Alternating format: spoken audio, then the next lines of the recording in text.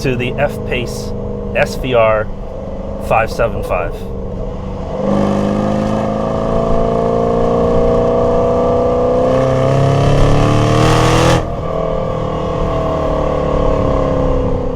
This is the final edition.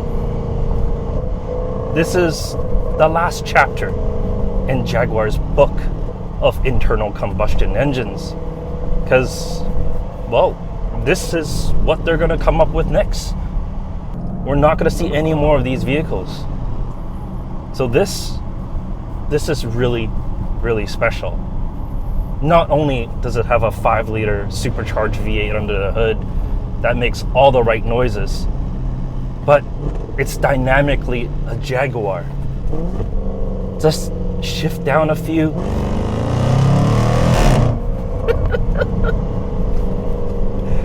That exhaust note is just intoxicating. It's so good. It looks the part. It's just absolutely beautiful. From front all the way to the back, this is an absolutely beautiful machine. The headlights, the taillights, there's nothing about it I don't like. It's subtle enough that you don't look twice at it, but it's beautiful enough that when you walk away, you just have to stop and stare a little bit. On the inside, they updated a lot throughout the years. The materials is better, the screen is better. Say what you want about JLR's reliability, but I don't think they've been sleeping. The vehicles, well, I think they put in quite a bit of work to make it as reliable as they are.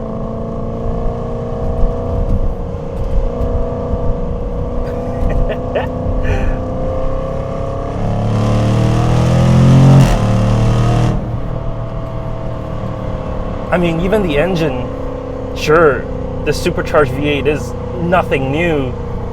They made updates last year in 2024 to make it more reliable. So they're constantly working on these vehicles to make it just a little bit better. And you definitely feel it. I mean, this is not my first time in the F-Pace SVR. Had a few in the past. And this one, it does feel more solid than the past. And I'm not just talking about how everything's put together. And it is nice in here. It really is. The stitching, this new steering wheel, I do love how this looks on the inside.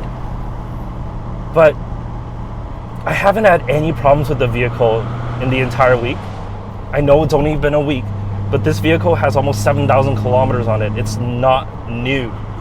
This vehicle is, well, aged. And it's been aged by people of the press. And, I mean, let's be honest.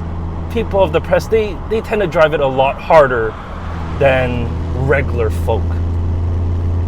So this, well, it's been through the ringer and it's absolutely great.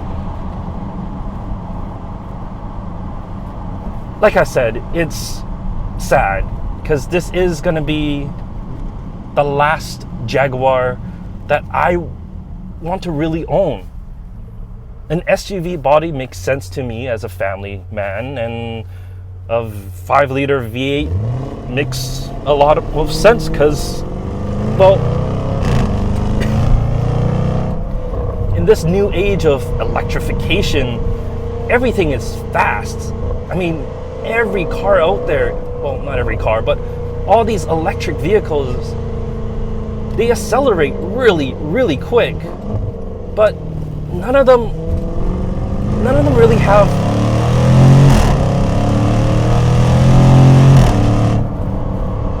have soul. None of them really makes you want to drive them hard every single time you get into the vehicle. This does. Now that can get you into a whole lot of trouble. But sometimes it's kind of worth getting into trouble for, isn't it? Especially when you just have that exhaust note.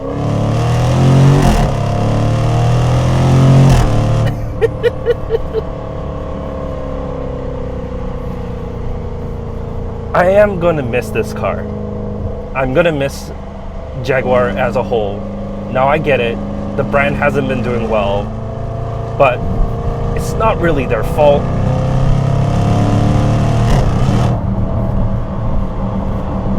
The vehicles are, I think they're solid, but they just don't have anything that stands out in the market.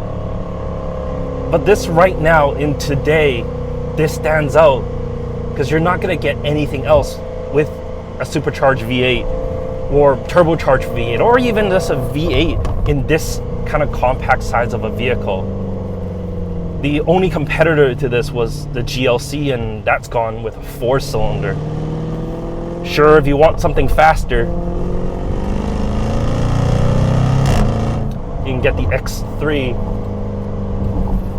But the X3, while it is a beast, this engine adds just so much more character to it.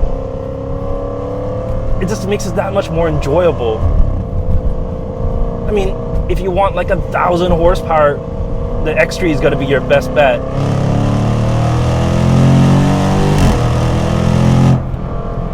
Because you tune that and you're going to get tons of power.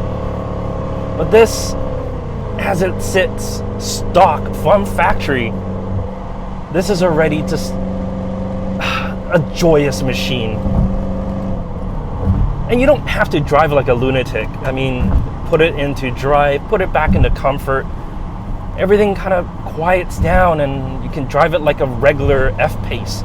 Sure, it's a little bit louder, you hear a little bit more, especially with these 22-inch wheels. They just put in a little bit more into the cabin than the standard wheels would. And you get that hum from the back end just readily available to you, because when you put that foot down, even in comfort mode, like I said, just a joyous machine. It really is. I was looking on Marketplace as you would, and there's some older ones, 2019, 2020, for about $48,000. Now this, as it sits, I think it's like 130 or so. I mean, depreciation is what it is. But maybe it's time to pick one up. I mean, when else are you going to get one of these? Definitely not in the future. Definitely not. Is this a future classic? Let me know in the comment section down below. Let me know what your thoughts are. Is the SVR a future classic? But I'm going to leave you with some more sound bites of this amazing powertrain. But I'll catch you next time. Take care.